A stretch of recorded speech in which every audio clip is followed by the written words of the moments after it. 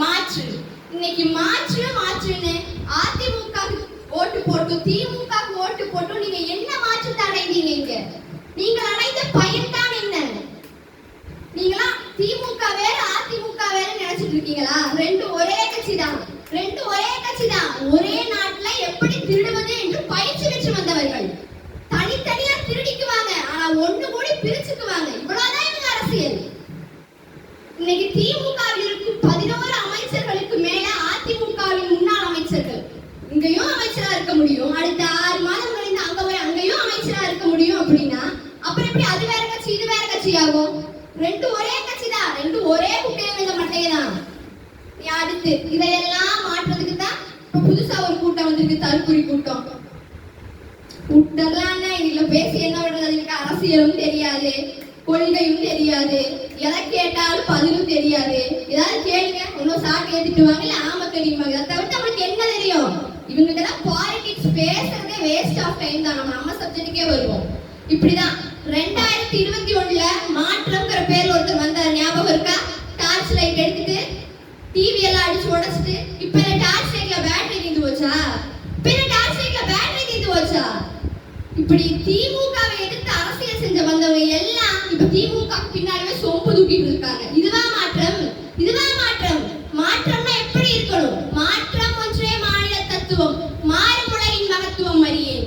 எவ்வவை தீமை எவ்வவை நன்மை என்பதறிந்த ஏகுமன் சாலை. தலைவர் மாறுவர், தர்பார் மாறும், தத்துவம் ஒன்றே அச்சய பாத்திரம். கொள்வோர் கொள்க, குறைப்போர் குறைக்க, உள்வாய் வார்த்தை உடம்பு தொடாது. நானே தொடக்கம், நானே முடிவு, நான் உரைப்பதுதான் நாட்டின் சட்டம். கண்ணதாசனின் வரிகளை பாருங்க. தலைவர் மாறுவர், தர்பார் மாறும், தத்துவம் ஒன்றே அச்சய பாத்திரம்ங்கிறாங்க. தலைவர் மாறலாம், ஆட்சியும் மாறும், ஆனால் ஏற்றுக்கொண்ட தத்துவம் ஒன்றே நிலையானதுங்கிறாரு. இப்படி இலவசத்தில் எல்லாம் மாத்தி கொடுக்கிறதா மாற்றம்? எது தேவை என்று தெரிந்து உணர்ந்து கொடுப்பதுதான் மாற்றம். இப்ப 8000 கூப்பன் கொடுக்கறதும் 10,000 டோக்கன் கொடுக்கறதுமா மாற்றம்?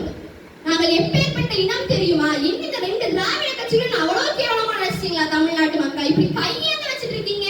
8000க்கும் 10,000க்கும் முன்னன் தோன்றிய இனத்தில் முகித்தவர், மூத்த தமிழ் மொழி குணத்தின் மூத்தவர், தென்னன் பாண்டிய குமரி குடிமையர், திசையெல்லாம் பரந்துலகை இழந்தவர், இன்னொரு மீதிசை நாடகம் யாத்தவர், இந்திய நாவலை கேயத்து இறைமையர். என்ன வியப்படா நாங்கள் தமிழர்கள், என்ன வியப்படா நாங்கள் தமிழர்கள். இப்பேற்பட்ட இனத்தில் பிறந்துட்டு உங்ககிட்ட கையேந்தணுமா? நாங்கள் தனித்து நிற்கிறோம், தன்மானத்தோடு நிற்கிறோம், தனித்துவத்தோடு நிற்கிறோம், எங்கள் இனத்திற்காக நிற்கிறோம், சிறந்த கொள்கையுடன் நிற்கிறோம், உயர்ந்த தத்துவத்துடன் நிற்கிறோம். ஏன்? எங்கள் மண்ணையும் மக்களையும் நாங்கள் பேரன்பு கொண்டு நேசிக்கிறோம். அதனால் நாங்கள் தனித்து நிற்கிறோம். அலை மாகடல் நிலம் வானில் உன் அணி மாளிகை ரதமே, அவை ஏறும் விதமே உன் அதிகாரம் நிறுவாய். கொலை வாழ்வை எடடா மிக கொடியோர் செயலரணே, குகை வாழொரு புலியே உயர் குணமேறி தமிழா என்று முழங்குகிறார். பண்ண பழகடா பச்சை படுகொலை, பைந்தமிழ் இனத்திற்கு உயிரடா விடுதலை, நறுக்குவோம் பகையின் பேர் சிறுத்தை பெருங்கூட்டம், நாம் தமிழர் என்று முரசறிவாய். குறிக்கீழ் உழைத்திட்ட அயலார் ஆட்சி கூட்டோடு போயிற்று கொட்டடா முரசம், தருமரச் சோலையில் அறிமுக விட மாட்டோம், நாம் தமிழர் என்று முரசறிவாய். வெறிகொண்டு பூமியுத்த அயலார் ஆட்சி வேறற்று போயிற்று கொட்டடா முரசம், தூங்கும் புலியை பகை கொண்டு எழுப்பினோம், தூய தமிழரை தமிழ் கொண்டு எழுப்பினோம், தீங்குரு பகைவன் இவனற்று நீக்குவோம், செந்தமிழ் உணர்ச்சி வேல் கொண்டு தாக்குவோம்.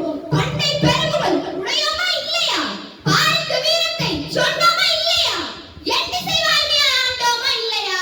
என் கட்டி குற்றல் அருகிலால் தொல்லையா?